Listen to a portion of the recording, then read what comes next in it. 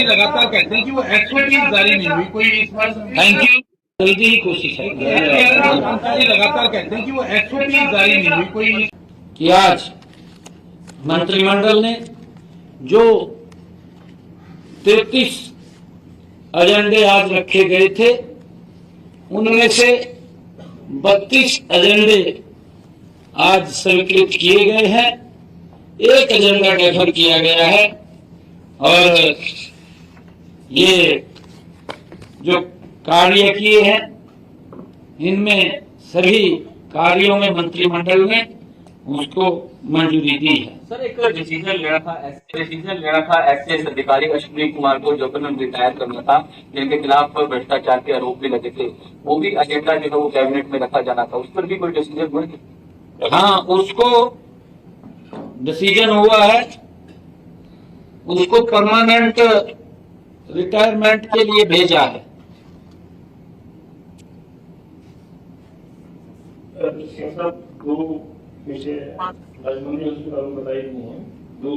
नहीं है, जो आपके बयान है उसके बाद कौन सी कार्रवाई की है इन्वेस्टर्स के खिलाफ कोचिंग करने के लिए, और आपने प्रोपीटेशन से कहा और खोलाई है एक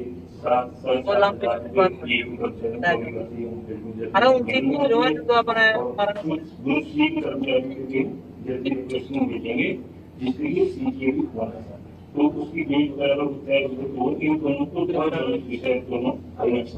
है। उसमें कई जो विषय है उनकी आवश्यकता नहीं है, कई नए विषय जोड़ने की आवश्यकता है आज के समय के अंदर, और उसके तहत उसके ऊपर काम चल रहा है। क्योंकि सभी विभागों से ये भी जानकारी एकत्र की जा रही है कि आपके यहाँ कितनी कितनी और पोस्टें वो खाली हैं, उनको ताकि शीघ्र एडवर्टाइजमेंट करके भरा जाए, और उसको लेकर के मैंने कल ये कहा था।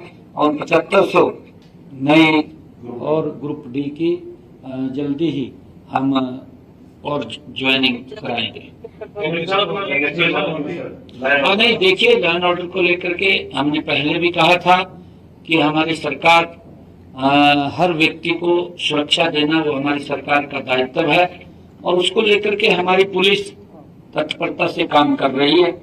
मैं पुलिस की जो कार्रवाई है उन सबको पूरी उनकी प्रशंसा करता हूं कि लॉ एंड ऑर्डर को लेकर के वो बिल्कुल भी कोई किसी प्रकार की कोताही नहीं बरत रहे, और कोई गलत करता है तो उसके लिए वो गलत होता है। ठेकों की बोली नहीं हो रही थी, वो कोई नहीं, ऐसा नहीं है, बोली नहीं हो रही थी, क्योंकि ये विषय खाली इसका नहीं है, उसके पीछे कई और भी कारण हो सकते हैं, और धीरे धीरे करके आ रहे हैं। और पिछला भी रिकॉर्ड ऐसा रहा है, क्योंकि कुछ ठेके पहले फर्स्ट लॉट में आ जाते हैं, वो लॉटमेंट नहीं होती, तो उसकी प्रक्रिया चलती रहती है।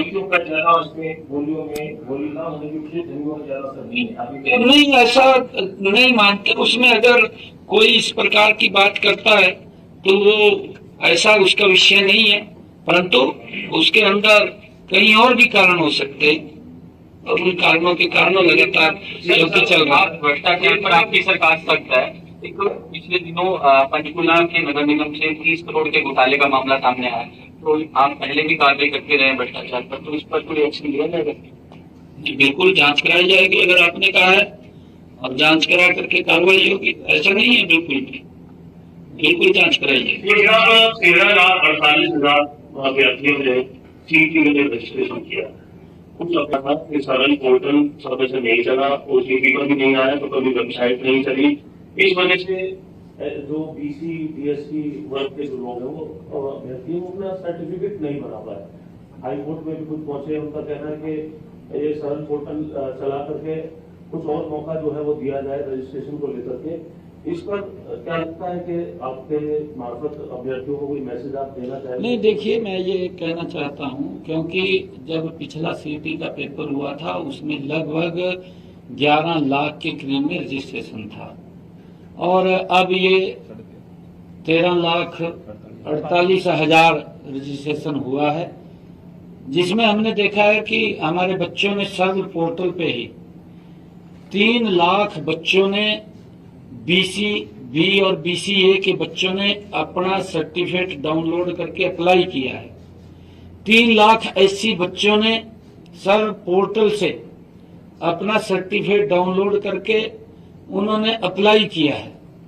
और इसके बाद भी हमने ये कहा है कि जो बच्चे अपना सर्टिफिकेट डाउनलोड नहीं कर पाए, क्योंकि साइट के ऊपर बड़ा दबाव हो जाता है और उसके कारण स्लो हो जाती है और डाउनलोड नहीं कर पाए, पेपर वो देंगे, जब तक रिजल्ट आएगा तो दुरुस्त कर लेंगे अपने उसको, उसका मौका बिल्कुल देंगे, करेक्शन का मौका देंगे भी। का मामला सामने आया और एचएयू में लगातार काफी दिनों तक धरना भी चल रहा है और अभी भी कल हालांकि ये खबर आई कि समझौता हो गया आपस में, लेकिन फिर भी शाम तक छात्र बोले कि फिर से धरना दे रहे हैं। कोई मामला वो शोषण ये देखिए, मैं छात्रों से ये कहना चाहूंगा, क्योंकि बच्चे हम सब के हैं और आप पढ़ाई करें,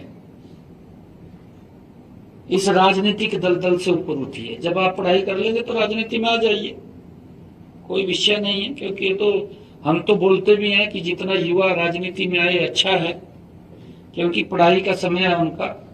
और मैं राजनीतिक दलों से भी कहना चाहूंगा कि हमारे बच्चे हैं वो, आप इसके ऊपर राजनीति मत करिए, इससे दूर रहिए।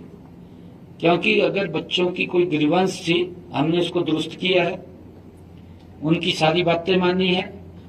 अगर किसी ने वहां गलती की है उसके खिलाफ कार्रवाई भी की है, क्योंकि बच्चे हमारे हैं और हम बच्चों के उज्जवल भविष्य की कामना करते हैं कि बच्चे पढ़ें और अपने माँ बाप का, अपने प्रदेश का, अपने क्षेत्र का नाम ऊंचा करें।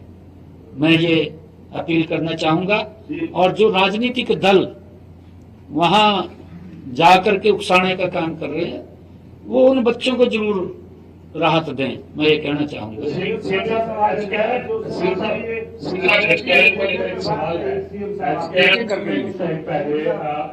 दी गई थी तमाम कर्मचारियों के माध्यम से काम कर रहे थे, उनको कुछ एक्सटेंशन दी गई थी। वो एक्सटेंशन अब पूरी होने को समय आ गया, क्या उनको दोबारा से एक्सटेंशन दी जाएगी या फिर उनको रिलीव किया जाएगा सर? नहीं, अभी समय समय के ऊपर वो निर्णय लेते हैं, तो ऐसा नहीं, समय समय के ऊपर निर्णय जैसा भी विषय है। नहीं, सीटी को लेकर के पूरी तैयारी है। अभी सभी जो है सेंटर्स हैं उनकी, हाँ उनकी चेकिंग चल रही है।